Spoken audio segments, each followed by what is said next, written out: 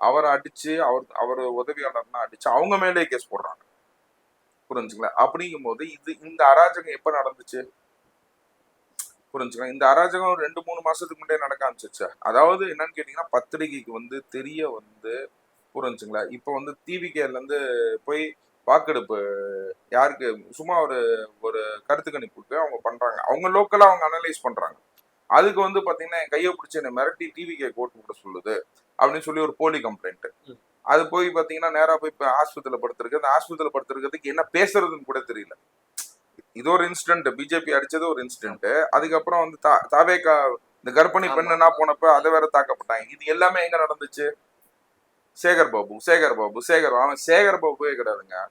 ஓகேங்களா? இன்னும் பாருங்க, இப்ப மீம்ஸ்னா வருது, சர்வர் பாபு. ஓகேங்களா? சர்வர் பாபு ஆயிடுவாங்க. கூடிய சீக்கிரத்துல சர்விங் பண்ணுவாங்க. அதுவும் இங்க ஹோட்டல்ல கிடையாது. மீம்ஸ்னா வந்துச்சு, நான் பார்த்தேன்.